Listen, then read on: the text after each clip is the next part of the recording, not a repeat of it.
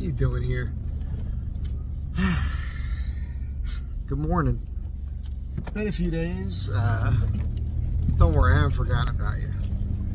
I don't really forget about anybody, you know? It's been weird here with all the rain. I kind of just locked myself up in my pad and kept to myself. But it's not like I was totally secluded because of this, you know, social media and whatnot. A lot of interaction with people with text messages and notes and all that. And I wanted to be more productive at home. I thought, well, I'll do all this stuff at the apartment, straighten the place up, but I didn't. I pretty much laid around. If I wasn't interacting with people, I did a few things, but it was mostly just watching YouTube and movies and relaxing. It was a nice break from all the work I've been doing. But you get into your own head, you know. It's funny how that works. And my dreams lately have been really interesting. Like, my dad came to me the other morning, which, you know, for a lot of you, that's not a surprise.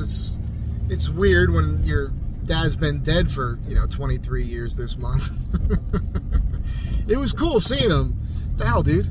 Just stop in the middle of the street. Because we got the hug and everything, and he hasn't come to me in my dreams in a while, so that was real nice. And it was interesting because I've got this shop that I go into now and hang out once in a while. Watch Shop. You guys have heard me mention it before. Real nice guys. And I care about them now. We've bonded, you know, told a lot of stories, how we came up and everything. It's great. And I was in there yesterday for hours. Just they always had me come behind the counter and hang out when I'm in there talking, instead of just sitting out where everybody else hangs out. I hang out behind them while they're working on the watches and everything. It's cool. I'm learning a lot. And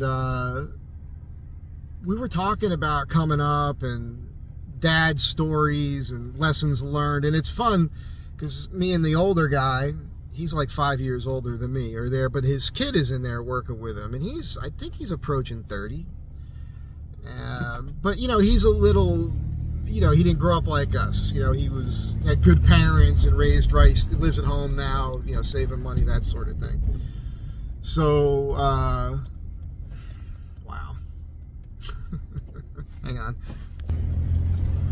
So I think the unspoken thing is that we're talking about stuff that made us who we are.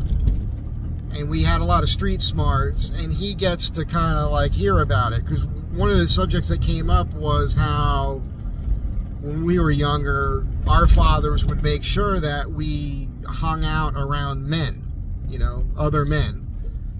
That's how you learn how to be a man. So his son, and this is something I've talked about before, where a lot of the younger people today didn't grow up around that. So they're still learning, right? I've said it before, like those of us who were, you know, free-range kids at an early age that had no guidance and were just out on the streets all day learning about life, we had a higher degree of maturity at a much younger age than people do today that are in their 30s and 20s and things like that. So he's actually experiencing it now when I'm there because of the stuff we talk about. And I'm also trying to help him out because this is a place where there's, you know, there's cash involved and expensive items and that sort of thing. And I'm seeing a lot of robberies, and my mind, I have a security mindset. Just because of the training that I went through. And so I'm always, you know, head on a swivel, situational awareness. You know, if you're going to be armed, know what you're doing with it. Appropriate tool for the appropriate job. And all jewelers are armed, you know, and no different. But a lot of people, if they have semi-autos, they're not really gun people, and they haven't had military experience. A lot of them are They're weary about having the weapon loaded. And if they have the weapon loaded, they're weary about keeping one in the pipe, which is what we would call condition one. And, you know, my thing is hey man, if somebody, any store, if you're a store owner and somebody bursts into your store and they're pointing a gun at you and there's more than one and they're breaking up your shop and everything else, you know, you don't necessarily have the time to pick up a semi-auto, slam a magazine in it and rack it. Or if the magazine's in it, you might not have the time to get that thing out and rack it before somebody's got a gun in your face. So yesterday I brought over my Smith & Wesson Performance Center 19. You know, it's a K-frame. It's a highly desirable firearm. I did a video on it the other day when I modified a leather holster for it. And they loved it. And I pointed out to them, I said, that thing's always loaded, man. It's a hand cannon. And if you need to point that at somebody, that is scary. It's scarier than a semi-automatic, especially for the younger generation. There's a big friggin' hole on the end of it, and you can see the rounds in it poking out the sides there. So that was fun, you know. And I brought a watch in, or my ring, my dad's ring, my ring that he stole from me and wore his whole life. And now I know for sure the stones in that ring are not real. He was able to test it for me. It's the beauty of knowing a jeweler. So again, no more confusion on it, wondering, saying the wrong thing. I know exactly what it is now, and it's still fine. It's got a lot of sentimental value, and it's very cool. And, you know, we were just talking, and we started talking about the young guy has some girl stories, you know, showing pictures and whatnot. And so the old man and me, we're sharing our stories from when we were young, you know. And it got to the thing of when our fathers, like, caught us with girls. Like, that sort of thing. Like, how did your dad react to that? And I recited this story of how my dad kind of messed me up with girls for a long time when I was in high school. And, you know, as you may know by now, I was a bit of a Lothario. Not ever really thinking I was trying to be that. I didn't have a choice in the matter. When I was young, girls just liked me. Being very young. And so I learned how to deal with that and accept it. As a junior in high school, I had a breakup with this girl, went to another high school, and it really affected me. I got upset. I punched my hand through the wall, and my dad was, he was around at this point in time. I lived alone in high school, but he'd come home, for a night or two at this period. And what is this guy doing? Just take your time, like there's nobody, and he's got a mask on. He's wearing a mask by himself in a car with a mask on, blocking the whole street, moving like a tortoise. Oh man. Anyhow, as I was saying, he says, "What's the problem?" to me. So he sees how upset I am. He says, "You've gone out with 100 girls. You're going to go out with 100 more." And that did snap me out of it, but it wired my brain in a negative way when it came to girls, because basically the message I heard was you don't have to take this seriously. So I didn't take girls, and I'm saying girls because I was a boy at the time. I'm in high school. I was a boy, they were girls. We were all children when you think about it. So I didn't take them seriously, but I didn't take them seriously for decades because of that. You know what I mean? Fucked me up. And so I mentioned the dream with my dad the other morning, and I had one this morning that was really interesting. And I think, like, you can analyze your dreams. You have to understand, like, you'll have some weird dream. Think about, like, what happened that day or the day before in conversations with people and things that you said. Because there's you will bring things up and it remains in your subconscious, and then it'll reflect itself in a dream. I think typically that's kind of how this sort of thing works. Because this morning I was in there and I'm laying there and I had the van, and I had the van on top of the van and pulling it down with my bare. You can't do that. You know, it's like, that's a dream, right? You can't, things like that can't happen. I was with some people, and there was like some park area. We kind of camped out this park, and there was like a race of motorcycles around in dirt roads, but the motorcycles were all like choppers. It was really interesting, and got to some point where I had this tent thing that was in front of these other people that had already set up there, and I was unknown. I was with some other people. We set up this spot, but we were in front of them, and these two older guys, and I guess I was seeing myself as a younger person in this, and they were giving me shit, and I was standing up to them, but I was trying to fix the situation with diplomacy, and I had to get aggressive, and one of them got knocked down, and that was weird. And then these winds came along, which I think was a transition to get me to another state of the subconscious thing, and the tent blew away, and it was really weird. But next thing I know, I'm hanging out with this girl that seems familiar to me, cute, great personality, and the gist of it was we must have dated, probably just, you know, got it on, and but there was a closeness and an understanding and a friendship there that must have had developed years past, and we were hanging out, and she was like, oh yeah, you know, kind of like the thing, like the Loved and Lost or The One That Got Away kind of thing, and there's hundreds of them with me. And so we're talking, and we're in this place, and there's this guy that comes along, you know, and he's like her shadow in a way, like he's right there, wants to know what's going on. He's looking at me like I'm, like he doesn't understand, he doesn't know who I am. And we climb this like wooden ladder thing, we get in this like little nook, it's like the bow of a boat kind of thing, and there's like this thing, and I climb up, and it's me and her, and he tries to get in, but there's no room, and he's looking, and it's weird. She and I are getting along great, and then he comes up around, the side of it's open, so we could see him, and it turns out she's with him now, but she and I are having this reminiscence thing. And this is actually something that happens all the time, like girls I've dated that are married now and that sort of thing, and the guys are cool. I remember the details of this guy for some reason. He was once I understood that he was with her, I warmed up to him. I was like, hey, how's it going? I was really cool. And he was wearing like this shoulder holster with a magnum in it, like Clint Eastwood and Dirty Harry. And I thought, that's cool. And he had a really cool vibe.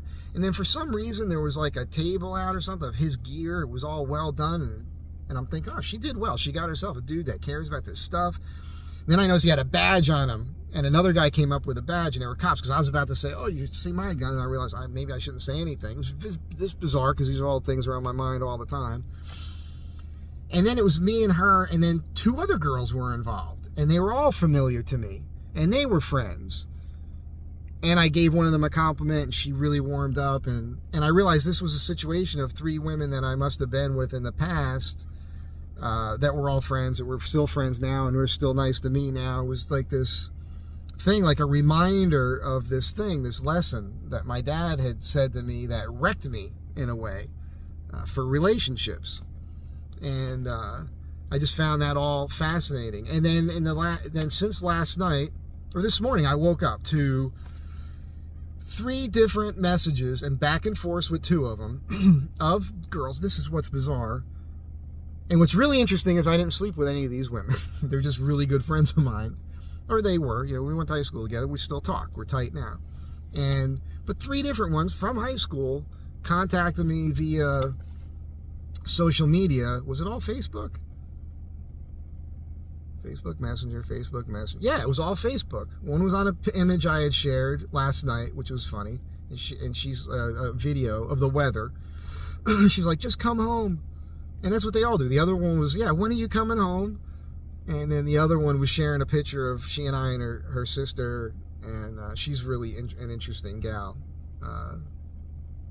More complicated in a way.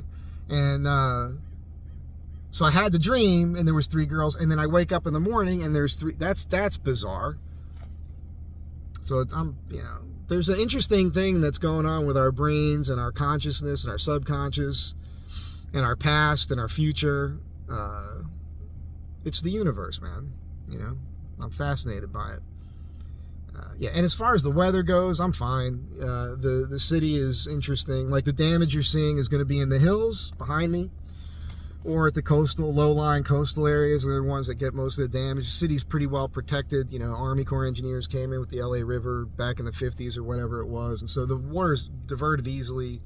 We have issues with flooded streets, but I didn't go out. You know, I know enough. But then I thought, I watched a video last night, and I subscribed to the guy's channel. If I can remember who it is, I'll let you know. But he's like a freelance weather reporter, and he was here, and he was showing some great footage, and I thought, I got this vehicle. It'd be hard to do alone. It'd be better if I had somebody with me. But I could have been in this thing, up in the canyons, in the mud, put in four-wheel drive, get through it, the whole thing. And I could have gotten some great footage of the storm. So maybe in the future I'll think to do that, because I know it's good content. People want it. It's better than just watching me sit here in my freaking car talking to you. This can't be all that exciting, but I kind of pulled away a little bit. I got a little burnt out with YouTube with you guys. I didn't do the Sunday night chat thing. I didn't feel like I had much to say. I didn't have like a super productive week because there was a lot of weather last week. And I figured, what the hell? Give you guys a break. You don't need to see me every single day. Who needs to see this every day? You got to get tired of that, right? So, but typically when I'm on here, it's because I'm compelled to do so. And today I was, but I was kind of on the fence about saying anything. Maybe I'll get quiet again for a little while. But just giving you something to ponder. That'll be the, you know, I'm safe from the weather and something to ponder. You know, thinking about your past and all that good stuff. So it's not about regrets or anything like that, or a woe is me, or I'm not that lonely type. But, you know, as you get older, those thoughts do cross your mind. It would be nice. But my problem is that I still, you can be with one person, but I still have that thing. If I go out and talk to people, things happen. It's the reason I stay in. Because when I'm out and about and I meet people, things are happening with me. This energy thing happens. There's this exchange of energy, and it's too much happens. It's too much to juggle. And I got enough to deal with just survival and, you know, trying to feed myself and pay bills and everything. So I guess I kind of avoid it. So this is just me, my own self-analysis. I'm my own psychiatrist, and I just share what's going on in my brain. This is what's going on in my brain. That's a whole series. That should be a title in a series. This is what's going on in my brain today. Sunday night chat, you know, to watch stuff. Speaking of wrist check, I got picked this thing up real cheap. It's like from 1996. It's a Digi Annie. So digital and analog. They call it an Arnie, although this is not one of the ones he wore. And it's really cool, and I'll do a review of this, pushing the buttons to show you how it functions and everything. It's a large case. It's almost a 44mm case, and even the band will fit like an 8-inch wrist, which is kind of surprising. But that arrived in the mail last night, so kind of cool. Anyhow, this is what's going on in my brain. Might trigger something in you, turn a gear, get you thinking. I think self-reflection is important because it's how you can teach yourself how to be a better human being. And if you're not working on being a better human being, what the hell are you doing? Because that's the main thing, man. While you're here. Have a good day. Be kind to one another. I'll catch you in the next one.